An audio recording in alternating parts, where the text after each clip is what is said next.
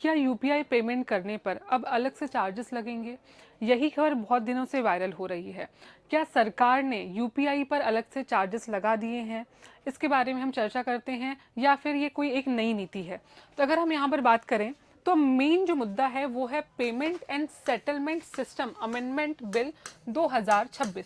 एक बिल पारित किया है हमारी गवर्नमेंट ने जिसका नाम है payment and settlement systems amendment bill. अब ये बिल 2007 में ऑलरेडी आ गया है, लेकिन अब इसमें कुछ चेंजेस किए गए हैं, जिसमें यूपीआई को लेकर बड़ी बातें हो रही है कि अब इसमें चार्जेस लगेंगे। लेकिन किसको ये चार्जेस देने हैं, इसके बारे में हम आज बात करते हैं। तो हाल ही में लोकसभा ने payment and settlement amendment bill 2026 को पारित कर दिया है।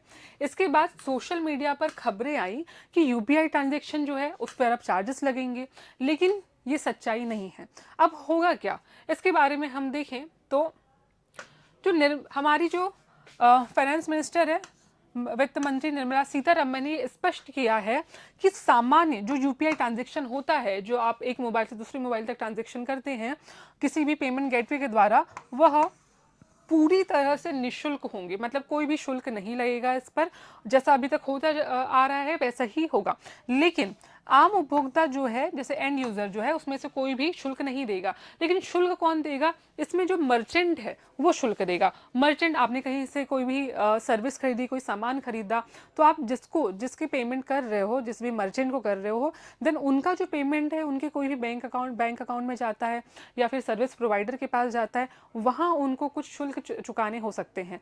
तो इसको जो है हम बोलते हैं एमडीआर। आगे बात करें हम यहाँ पर, तो यहाँ बात है एमडीआर की। ओके, तो बात करते हैं हम एमडीआर क्या होता है, मर्चेंट डिस्काउंट रेट। तो यह वह शुल्क होता है जो मर्चेंट या दुकानदार बोले या व्यापारी बोले, डिजिटल पेमेंट स्वीकार करने पर, आपने कुछ पेमेंट दिया, उन्होंने स्वीकार किया, पेमेंट सर्विस प्रोवाइडर जो होते हैं या बैंक को देता है। ठीक है, जैसे मान लिया आपने 1000 रुपये दिए, तो उस पर जो है 0.5 कुछ जुड़ के चला जाएगा। ठीक है, तो उनको ये जो है एक्स्ट्रा शुल्क उन्हें देनी होगी, किसी भी व्यक्ति को नहीं देनी होगी, किसी भी जो नॉर्मल पर्सन है उसे नहीं देनी होगी। तो यहाँ पर लिखा हुआ है जैसे 10,000 रुपये भुगतान पर जो है 0.5% एमडीआर, मतलब लगभग 50 रुपए जो शुल्क है व्यापारी को देना पड़ सकता है। तो ये जो है, ये बात इसमें है, ये नया चेंजेस लाया गया है। यह शुल्क कस्टमर नहीं बल्कि सामान्यतः मर्चेंट जो होता है व्यापारी, उसके द्वारा वहन किया जाता है। ये चीज़ हमें याद रखनी है। अब हम जो है एक ये बात कर रहे हैं तब से कि पेमेंट सेटलमेंट सिस्टम एक्ट जो है वो आखिर क्या है। तो यह जो है डिजिटल पेमेंट को नियंत्रित करने वाला प्रमुख कानून है। हमारे यहाँ जितनी भी डिजिटल पेमेंट है यूपीआई के द्वारा हम जो पेमेंट करते हैं, नेट बैंकिंग के द्वारा जो करी जाती है, जितनी भी डिजिटली करी जाती है, वो जो है उसको नियंत्रित करने के लिए प्रमुख कानून है। इसके अंतर्गत जो है पेमेंट सिस्टम का नियमन किया जाता है, जैसे यूपीआई। ठीक है, कब आया यूपीआई, 2016 में आया।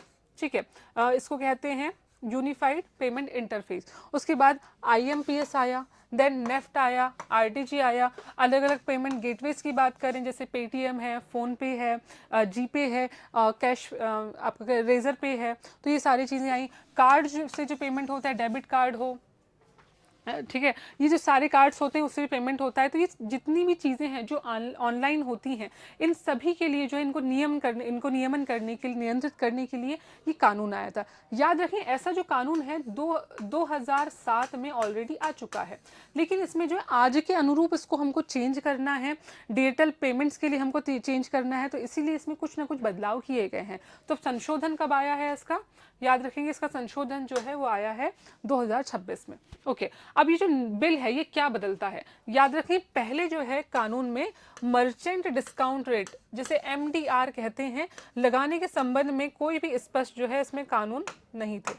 ये चीज़ हमें याद रखनी है, कोई भी स्पष्ट कानून नहीं थे इसमें। लेकिन अब क्या होगा, सरकार एवं नियामक मतलब आरबीआई की अगर हम बात करें, को आवश्यकता पड़ने पर, अभी चार्जेस नहीं लगाए गए हैं, कह रहा है कि अगर आवश्यकता पड़े तो डिजिटल पेमेंट सिस्टम पर शुल्क या चार्जेस लगाने की अनुमति देता है। ये पूरा का पूरा जो कानून है, ये बिल है, ये अनुमति देता है। याद रखें, अभी कोई भी चार्जेस नहीं लगे हैं, मर्चेंट्स पे भी नहीं लगे हैं, अभी सिर्फ उनको ये क्या करता है, एक अनुमति देता है ऐसा कानून कि आप ऐसा आगे कदम उठा सकते हैं। बिल ने स्वयं कोई नया शुल्क लागू नहीं किया है, यह केवल शुल्क लगाने की जो है अनुमति, कानूनी अनुमति देता है। ये चीज़ें हमें ध्यान रखनी है। चलिए, इसके बाद है यहाँ देखिए मर्चेंट डिस्काउंटेंट की हमने बात कर ली है। अब आम लोगों पर इसकी हम बात करते हैं कि आम लोगों पर क्या प्रभाव पड़ेगा। पर्सन टू पर्सन जो यूपीआई हम आज करते हैं वो बिल्कुल फ्री होगा, जैसा पहले था वैसा ही फ्री होगा, ठीक है। उसके अलावा बैंक टू बैंक जो यूपीआई हम करते हैं कि अलग बैंक में ट्रांसफर कर रहे हैं, वो भी बिल्कुल फ्री होगा। लेकिन भविष्य में क्या संभव है, जो हम पूरा आज ये करंट अफेयर देख रहे हैं उसका मुद्दा ये है कि यदि सरकार या आरबीआई ऐसा निर्णय ले ले, जो अभी हमने पढ़ा एमडीआर, कुछ मर्चेंट ट्रांजेक्शन पर एमडीआर लागू किया जा सकता है, ठीक है। चर्चा मुख्यतः बड़े व्यापारिक भुगतान एवं उच्च मूल्य वैल्यू वाले लेन देन पर केंद्रित है। याद रखें किस पे केंद्रित है, एक तो बड़े व्यापारिक जो भुगतान होंगे उन पर, और जो उच्च मूल्य हाई वैल्यू वाले जो लेन देन होंगे उन पर ही केंद्रित होगा, ठीक है। तो पर्सन टू पर्सन जो किया जाता है भुगतान उस पर केंद्रित नहीं होगा। तो याद रखना अभी जो है ऐसा कोई शुल्क मर्चेंट पर भी लागू नहीं हुआ है आगे, लेकिन भविष्य में सरकार ऐसा कानून के तहत अभी अनुमति मिल गई है कि ऐसी चीजें चार्जेस लेकर आ सकती हैं, ठीक है। चलिए आगे देखते हैं। तो आपको कुछ एग्जाम पर्सपेक्टिव से कुछ चीजें याद रखनी, क्यों ये बिल महत्वपूर्ण है। एक तो हमारी डिजिटल इकोनॉमी को और मजबूती प्रदान करने के लिए ऐसे बिल लाने जरूरी हैं। कैशलेस इकोनॉमी को बढ़ावा देता है ये। फिनटेक मतलब फाइनेंशियल और टेक्निकल जो इकोसिस्टम है उसको जोड़कर और ज़्यादा इसमें ग्रोथ लाने की जो पॉसिबिलिटी को बढ़ाता है। हमारा जो डिजिटल पेमेंट इंफ्रास्ट्रक्चर है, ठीक है, हम जितने भी डिजिटल पेमेंट करते हैं उनके जितने भी चाहे पेमेंट गेटवेज हों या फिर अदर पार्टीज हों, सर्विस प्रोवाइडर हों, उनका इंफ्रास्ट्रक्चर को और ज़्यादा मजबूती देता है, ठीक है। Legal framework for electronic payment, legal framework provide करवाता है कोई भी फ्रॉड या साइबर फ्रॉड की स्थिति में ये सारे लीगल फ्रेमवर्क हमारे पास ऑलरेडी जो है मौजूद हों, ठीक। तो हमें ये याद रखना है, यह बिल सरकार को भविष्य में शुल्क लगाने की कानूनी शक्ति देता है, लेकिन अपने आप को यूपीआई चेंज जो है, यूपीआई चार्जेस जो हैं वो लागू नहीं हुए हैं। चलो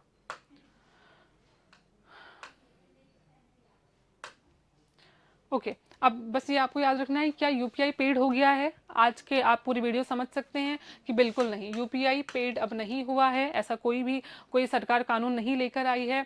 क्या गवर्नमेंट ने यूपीआई पर चार्ज लगा दिया है, बिल्कुल ऐसा कुछ नहीं हुआ है। भविष्य में बस मर्चेंट्स के लिए जो है ऐसे कानून लेकर आ सकती है गवर्नमेंट।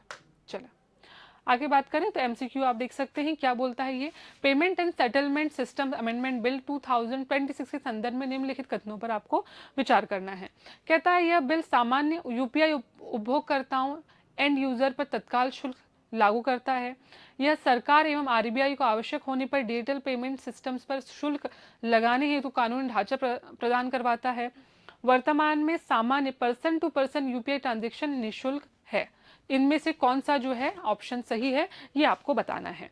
चलें okay, if you want to join any UPSC course for prelims or mains, you can take our online and offline course for UPSC of Rao's Academy and also for MPPSC.